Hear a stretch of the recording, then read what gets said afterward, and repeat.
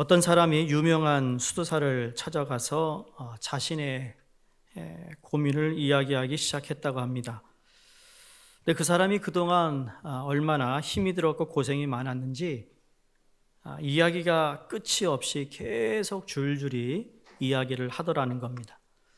한참이 지났는데도 수도사의 말을 들으러 온 그 사람은 수도사의 말을 들으려고 하기보다는 여전히 자신의 이야기만 잔뜩 늘어놓는 것이었습니다. 이윽고 물끄러미 바라보며 이야기를 듣던 수도사가 가만히 상대방의 찻잔에다 물을 붓기 시작하는데요. 이미 가득 차 있는 찻잔에 계속 물을 부었으니 여러분 어떻게 되었겠습니까? 그렇죠. 물이 흘러 넘치는 것이 당연한 일이었습니다. 말을 계속하던 그 사람이 그제서야 그 광경을 보고 놀라가지고 수도사에게 이렇게 말했답니다. 아니 수도사님, 아직 잔을 다 비우지도 않았는데 이렇게 계속해서 물을 부으시면 어떡합니까? 그러자 수도사가 이렇게 대답을 합니다. 당신이야말로 당신의 생각으로 가득 차서 내 할 말이 하나도 없는 것 같네요. 당신에게 저의 말을 들을 빈 공간이 없는 것 같네요. 당신의 마음은 바로 이 물이 가득 찬 찻잔과도 같습니다.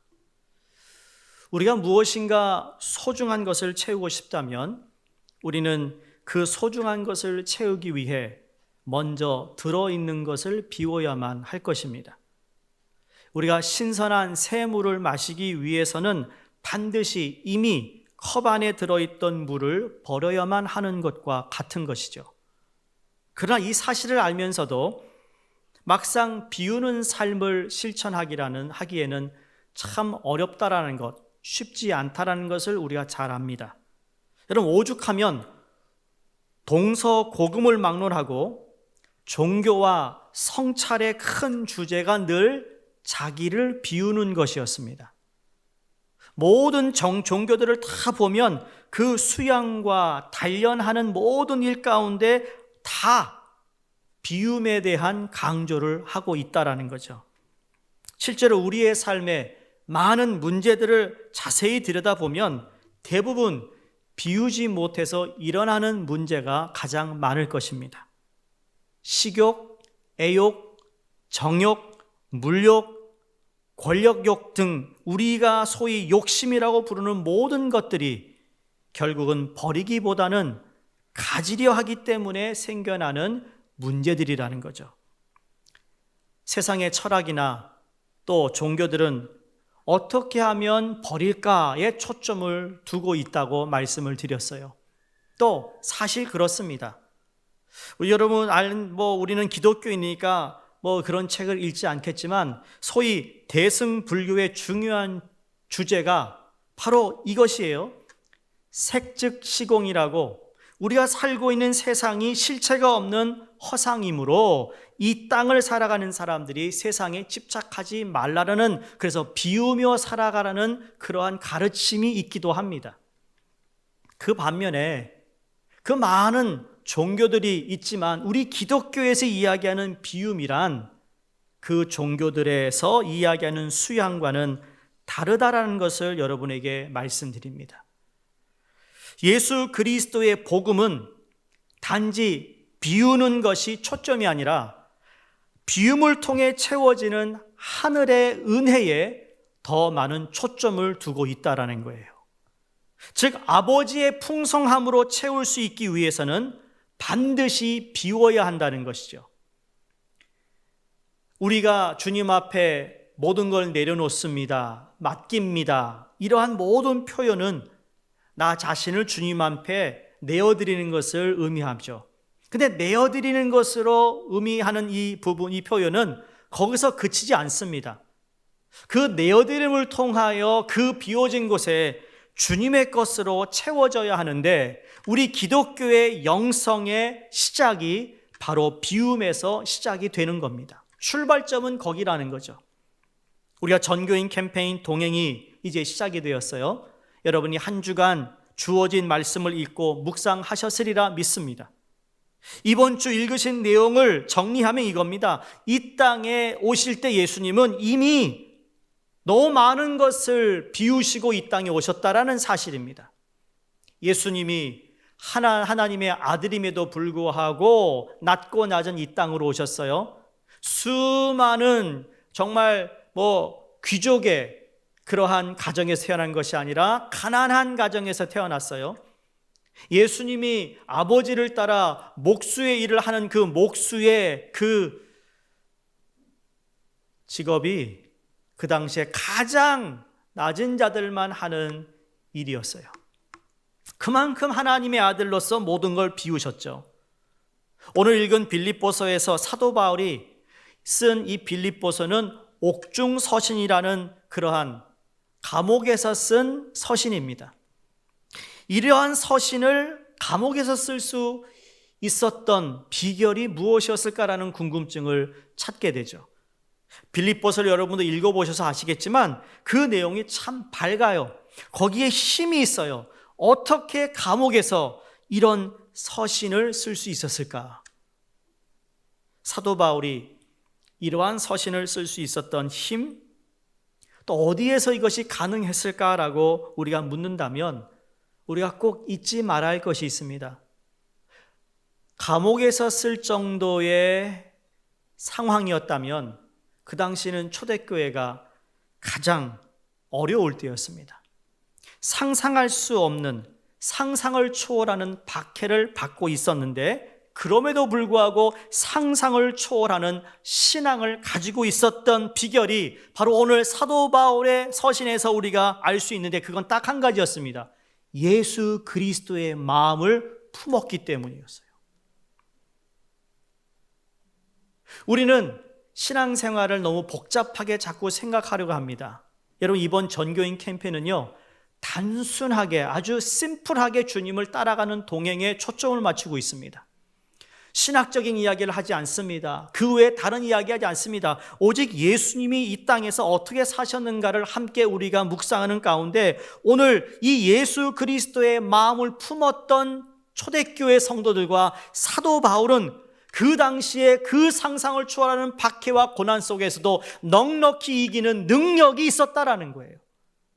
오늘 5절의 말씀에 너희 안에 이 마음을 품으라 곧 그리스도 예수의 마음이니 예수 그리스도를 마음에 품은 것으로 말미암아 사도 바울에게 이러한 능력이 나타나게 되었던 것입니다.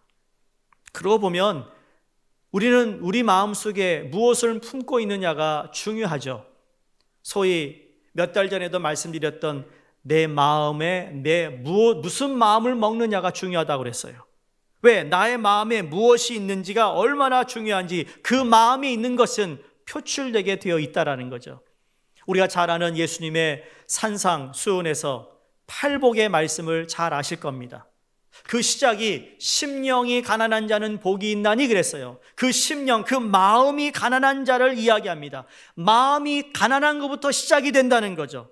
그리고서 그 마음을 이렇게 계속 전개해 갑니다. 애통하는 자의 마음, 온유한 자의 마음, 긍휼히 여기는 자의 마음, 의로운 자의 마음, 청결한 자의 마음, 화평한 자의 마음을 말씀하시면서 바로 그 마음을 품고 있을 때 그로 인하여 우리에게 주어지는 복이 무엇인가? 저희가 하나님을 볼 것이요, 천국이 저의 것이요, 위로를 받을 것이요, 땅을 기업으로 받을 것이며 저희가 배부를 것이며 긍휼히 여김을 받을 것이고 하나님의 아들이라 일컬음이라고 말씀하십니다. 예수님의 마음을 품은 그 한 가지로 말미암아 8가지의 복을 우리에게 약속하고 있다라는 거죠. 그러므로 구원받은 저와 여러분이 평생 해야 할 것은 예수님의 마음을 품는 것입니다. 한 주간 동안 예수님의 마음을 품지 못했던 나의 마음을 보면서 회개하는 이유가 바로 거기에 있습니다. 내가 내 몸을 치면서까지 예수님의 마음을 닮아야겠다고 내가 하나님께 기도하고 울부짖어야 할 것이 바로 그 이유라는 사실입니다. 내가 얻을 것을 얻지 못해 울고 누구 때문에 마음 아파서 울고 그럴 수도 있겠죠. 여러분, 근데 우리의 기도가 항상 그런 기도가 되면 되겠느냐라는 거예요. 주의 마음을 닮아야 하는데 닮지 못하는 것 때문에 마음이 무거운 거예요. 그 무거운 마음, 주님이 약속하신 것처럼 수고하고 무거운 짐진 자들아 다 내게로 오라, 내가 너를 쉬게 하겠다 하신 그 말씀이 여러분 내 마음에 위로가 되기 시작하는 거죠. 그 마음이 품어지길 위해 우리는 기도도 하고 섬기기도 하고 희생하기도 하고 그 마음을 배우기 위해 말씀을 묵상하는 것이고 말씀을 읽는 것이고 말씀을 공부하는 것이 아니겠습니까? 그러므로 우리는 이 세상이 끝나는 그날까지 예수님의 마음을 품는 배움과 훈련이 있어야 될 줄로 믿습니다. 신약 성서의 많은 부분을 여러분 사도 바울이 쓸 수 있었던 그 배경에는 다메섹에서 예수님을 만나 구원을 받은 그 바울이 이제 복음을 전하는 예수 그리스도의 사도로서 복음을 전하는 선교사의 그 사역을 감당하면서 바쁘고 분주한 삶 가운데서도 그가 빼놓지 않고 했던 매일매일 순간순간의 훈련이 있었다면 그건 바로 예수님의 마음을 품는 것이었다라는 겁니다. 여러분, 사도 바울이 신학적으로 똑똑하고 지혜롭고 그래서 저절로 서신을 쓴 것이 아닙니다. 그분이 1차, 2차, 3차 선교 여행을 통하여 그렇게 어려움 속에서도 그 선교 여행을 할 수 있었던 것은 저절로 된 것이 아닙니다. 우리의 신앙이라는 것, 우리의 성숙이라는 것, 주를 믿는 믿음의 성장이라는 건 여러분 저절로 되는 것이 아닙니다. 그만큼 주님의 뜻에 합한 주님의 마음을 품고자 하는 사모함, 간절함, 기도, 여러분 그러한 노력이 우리에게 필요한 겁니다. 오늘 읽은 말씀을 통해 알 수 있듯이 바울이 깨닫게 된 진리는 바로 비움을 통한 체험이라는 것을 간접적으로 예수님의 얘기를 통해 우리에게 알려주고 있습니다. 2장 7절에서 8절 말씀을 다시 보시면 오히려 자기를 비워 종의 형체를 가지사 사람들과 같이 되셨고 사람의 모양으로 나타나사 자기를 낮추시고 죽기까지 복종하셨으니 곧 십자가에 죽으심이라 그랬습니다. 여기 자기를 비워라는 말은 자신이 자신에 대하여 어떤 결정을 내리셨다라는 의미입니다. 남이 강제로 그것을 내려놓게 한 것이 아니라는 거죠. 어떤 외부에서 오는 압력으로 인하여 자기가 비운 것이 아니라 자신이 자신에 대하여 결정을 내린 거예요. 여러분, 이 결정은 예수님만 하신 결정이 아니라 하나님의 위대한 일이 있었던 모든 사건과 상황의 배후에 있었던 하나님의 믿음의 사람들의 삶 가운데 아주 동일하게 나타나는 모습이에요. 예를 들어서 여러분 요셉이 하나님과 동행하는 삶을 통하여 자기가 과거에 누렸던 모든 것들을 다 내려놓기 시작합니다. 그러면서 하나님의 은혜가 그와 함께함을 통하여 그가 형통함을 누립니다. 다니엘이 어린 나이에 바벨론으로 끌려가서 포로가 되었어요. 그런데 마지막 우리가 잘 아는 그 다니엘의 결정이 무엇이었습니까?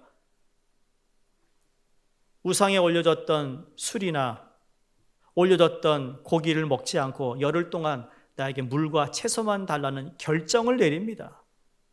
그의 삶은 그 결정을 한 후에 완전히 180도 달라진 삶을 살게 되었어요. 느헤미야가 고국의 예루살렘 성벽이 무너졌다라는 소식을 듣고 금식하기 시작합니다.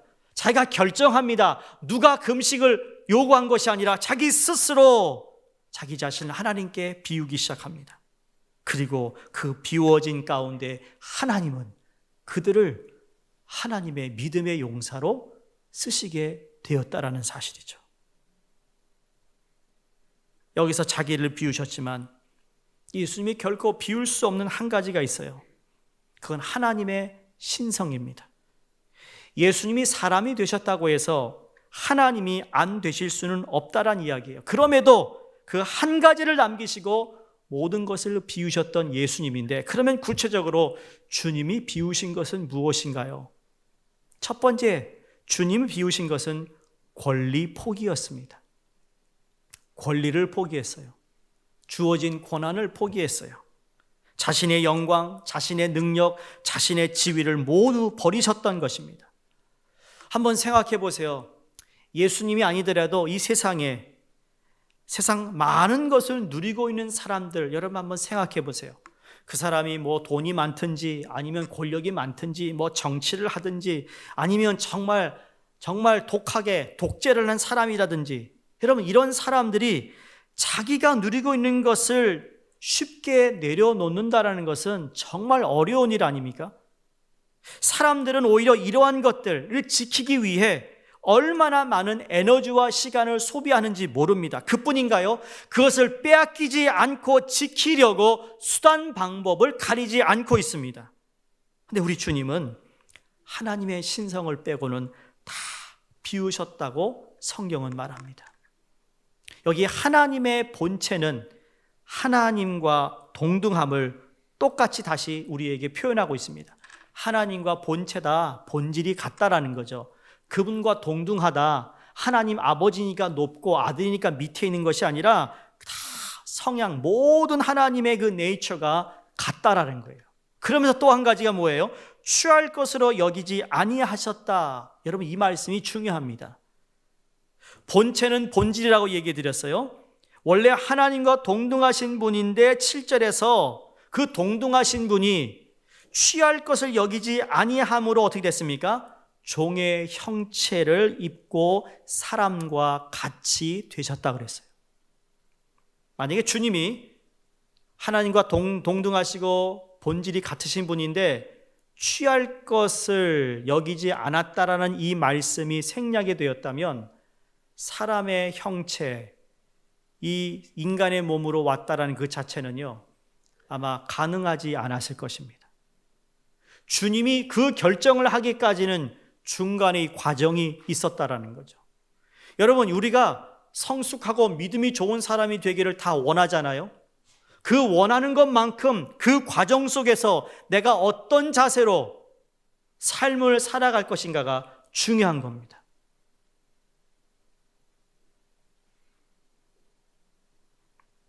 바울이 지금 예수님이 취할 것을 여기지 아니하셨다라는 이 취한다라는 단어를 좀 더 주목해 볼 필요가 있습니다.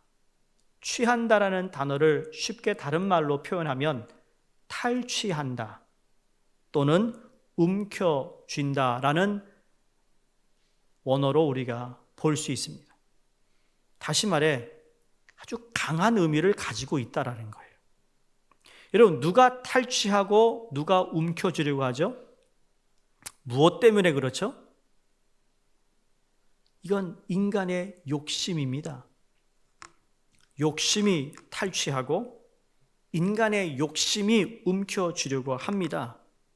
그 탈취의 배후에는 사단이 우리를 더 부추기는 일을 하는데, 그래서 요한 1서의 말씀처럼 육신의 정욕과 안목의 정욕과 이생의 자랑에 눈을 멀게 함으로 그것이 죄인 줄도 모르고 하나님 앞에서 내가 지금 반대길로 가고 있는 것도 모르는 채 여전히 움켜쥐게 하고 탈취하게 하고 취하려고 한다는 말씀입니다.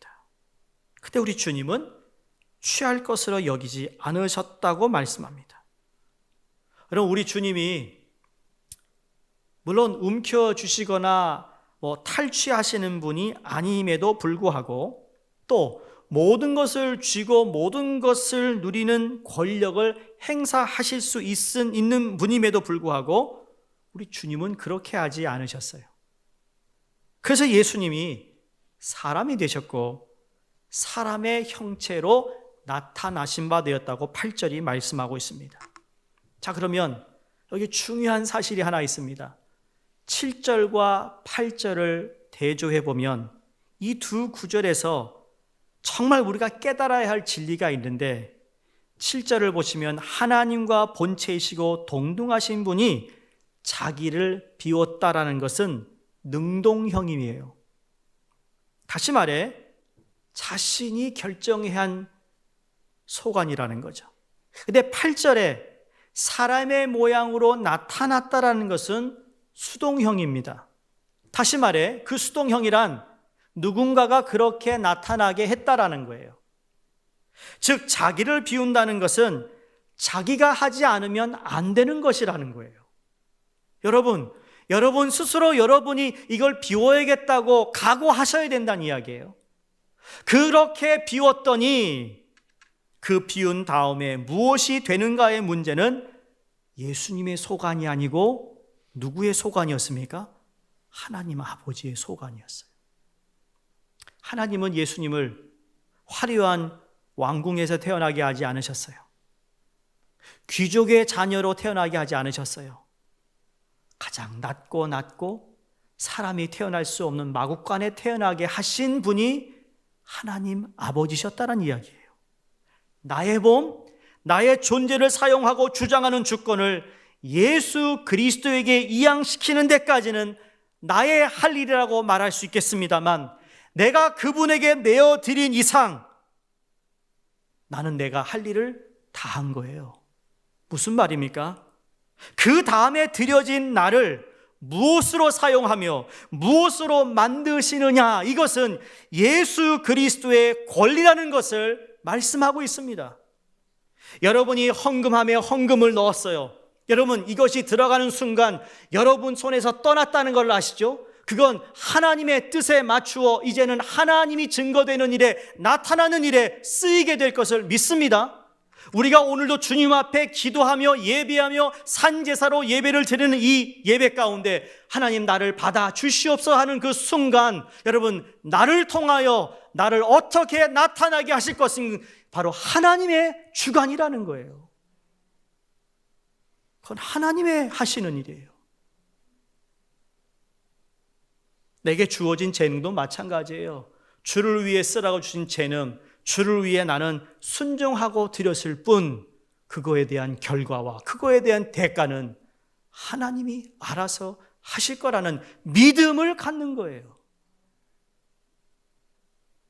솔직히 비움이 어려운 이유가 바로 이것 때문이 아닐까 생각합니다.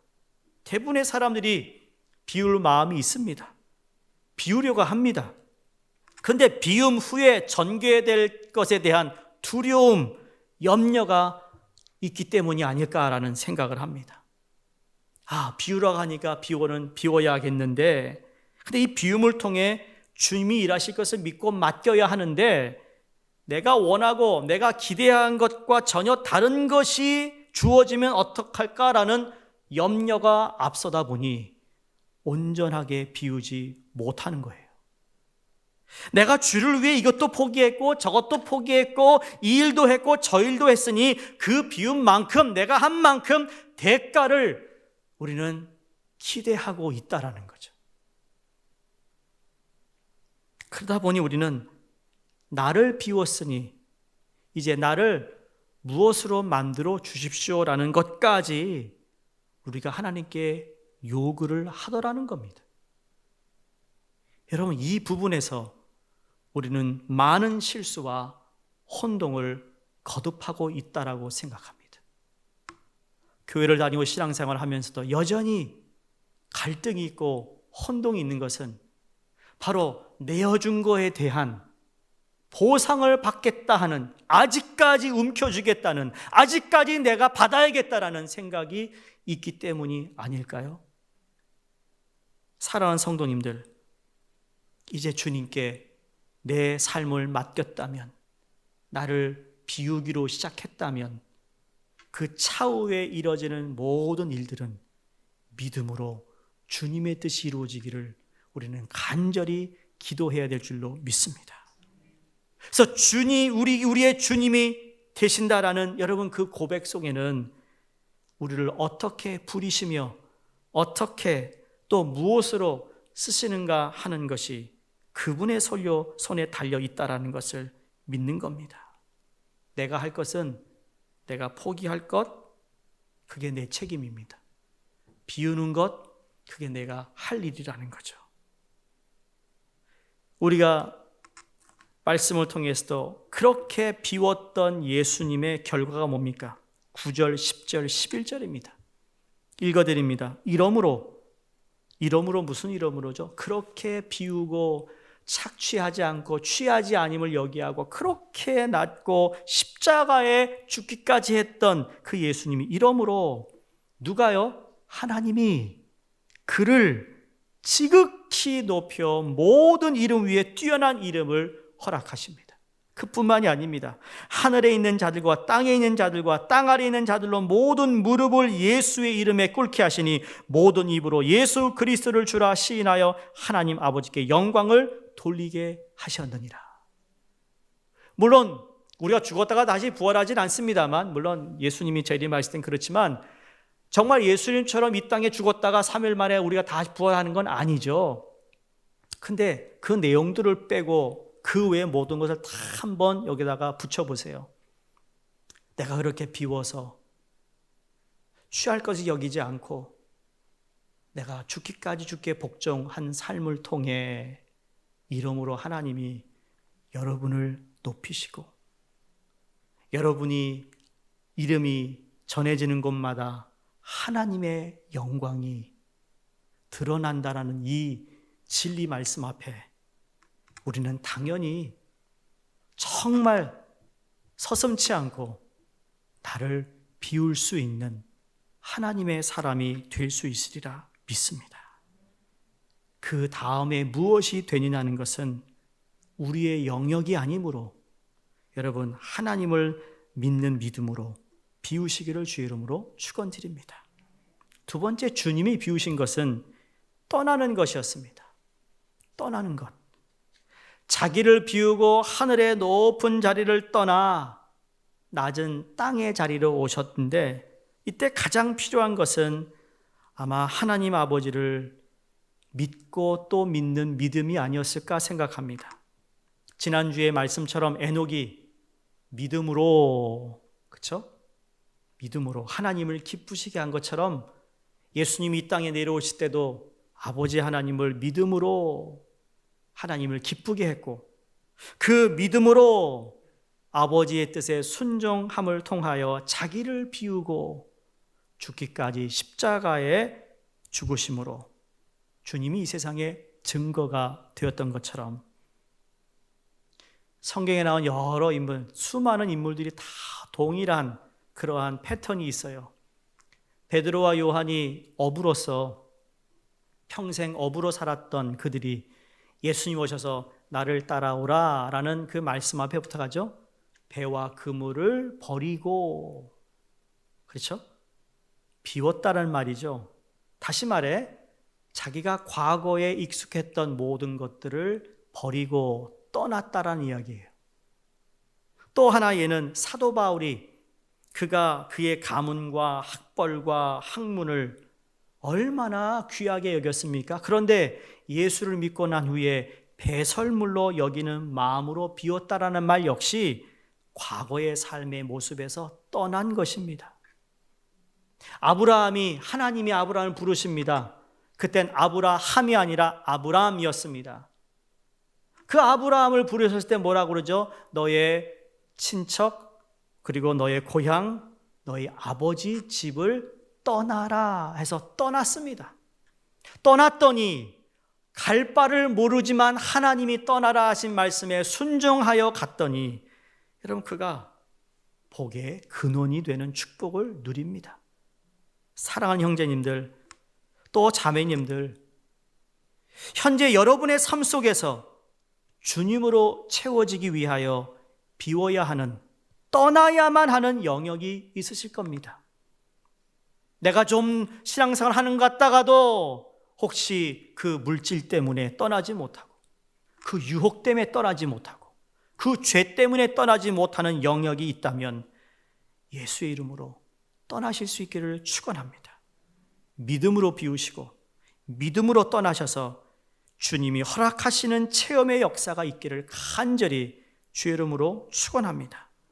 여러분 우리는 우리의 상식입니다. 무엇이든 가득 차 있는 그릇에는 어떤 것도 담을 수가 없다라는 것. 하나님은 인간을 그릇에 비유하시면서 영성도 그릇과 같은 거예요.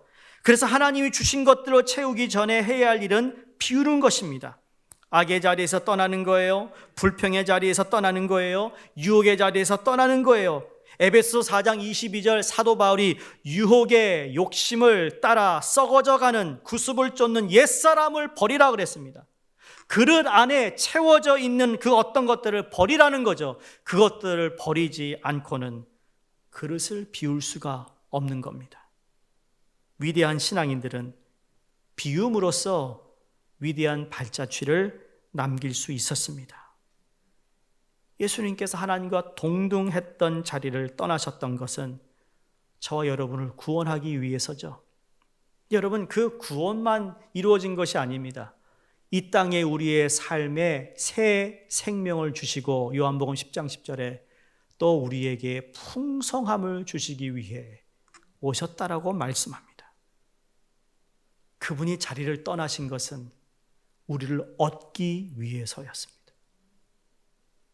여러분, 우리는 살아가면서 우리 주위의 사람을 얻는 인생이 되어야 됩니다.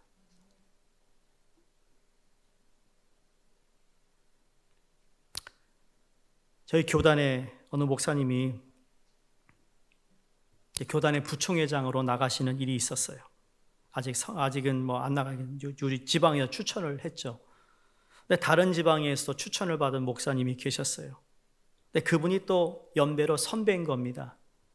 그러다 보니까 고민을 하시는 겁니다. 당연히 경선을 해서 내가 부총회에 될 수 있겠지만, 그러나 선배 목사님, 이제 목회가 얼마 남지 않은 목사님이 부총회장이 되는 것도 맞는 얘기 같고, 그래서 제가 중재 역할을 했어요. 그 중재 역할의 중요한 핵심은 이거였습니다. 목사님, 사람을 잃고 부총회장이 되면 무슨 소용이 있습니까? 몇 년 늦게 하더라도 사람을 잃어버리면 안 되는 거 아닙니까? 이 일로 목사님이 양보하면 더 많은 사람을 얻을 것입니다. 그 일이 이번 주 화요일 날 이루어질 겁니다. 여러분, 사람을 얻는다는 것 돈으로 살 수 있는 것이 아닙니다. 우리 주님은 우리를 얻기 위해 죄악에서 저 지옥불에 떨어질 수밖에 없는 우리를 얻기 위해 자진해서 비우시고 낮아지셨어요. 우리의 성도의 삶, 신자의 삶, 여러분, 우리도 그 사람을 잃지 않기 위해 나를 비울 수 있기를 주의 이름으로 축원합니다. 비록 그것이 지금 당장은 이루어지지 않는다 할지라도, 그러나 그 마음을 품고 우리는 우리의 삶이 주님과 동행하는 삶이 되어야 될 줄로 믿습니다. 마지막 세 번째, 주님이 비우신 것은 여러분 성령으로 채워지기 위함이었습니다. 우리가 잘 아는 누가복음 4장 18절에 아주 고스란히 이 엑기스를 잘 담고 있죠. 주의 성령이 내게 임하였으니 가난한 자에게 복음을 전하게 하시려고 내게 기름을 부으시사. 자, 성령을 말씀하시고 그 성령의 기름 부음을 통하여 그 성령이 나를 보내사 포로된 자에게 어떻게 해요? 자유를, 눈 먼 자에게 보게 하시고 전파하게 하셔서 그래서 눌린 자를 자유롭게 하기 위함이라고 말씀했습니다. 예수님은 분명히 하나님의 아들이심에도 불구하고 자기가 독립적으로 나가서 복음을 외친 것이 아니라 하나님 아버지의 뜻에 순종함을 통하여 성령의 채워짐을 통해 가셨어요. 기억하시죠? 공생애를 시작하기 전에 세례 요한에게 세례를 받습니다. 세례 요한이 나는 당신의 신발끈도 묶을 수 없는 작은 자인데 어찌하여 나에게 세례를 베풀어 갑니까? 그랬더니 예수님이 말 맞네, 그냥 해. 그런 태도였어요. 그냥 해. 그래서 세례를 받고 나서 딱 올라오는 어떻게 됐죠? 성령이 비둘기같이 임하고 빛이 임하면서 하늘문이 열려 하나님의 음성이 들었습니다. 이는 내가 사랑하는 아들이라. 그리고는 공생애가 시작이 되었어요. 절대 혼자 하지 않으셨어요. 여러분, 우리의 비움은 그 비움을 통해 하나님이 우리의 삶을 take over 하셔야 됩니다. 누가 take over 하느냐? 성령으로 채워짐으로 take over가 되어야 될 줄로 믿습니다. 예수님의 비움은 그냥 단순히 비움의 차원이 아니었다라는 것, 거기에는 성령이 임하시기 위한 준비셨고 성령으로 충만하셨기에 철저히 또한 자신의 것을 비울 수 있는 그 변함없는 하나님의 말씀에 순종할 수 있는 주님이 되셨던 거죠. 여러분, 이것이 하루아침에 되지는 않습니다만 우리는 노력해야 됩니다. 포기하지 말아야 됩니다. 이것을 나는 배우도록 오늘도 주님과 함께 걸어야 하며 주님과 동행해야 되며 주님의 마음을 품어야 될 줄로 믿습니다. 누구든지 성령으로 채워지면 채워질수록 여러분 비울 수 있다고 믿습니다. 또 비움을 통하여 성령은 더 우리에게 채워질 것을 확신합니다. 사랑하는 여러분, 비움을 통해 하나님만이 하실 수 있는 놀라운 은총이 체험될 수 있기를 바라며 이번 동행 캠페인을 통해 저희가 읽고 묵상하는 주님의 모습 속에서 나를 비우고 비워진 나를 성령께서 도우셔서 비움을 통한 성령의 채움이 비움을 통해 예수님으로 채워가는 아름다운 동행이 이루어지기를 주의 이름으로 축원드립니다. 기도하겠습니다.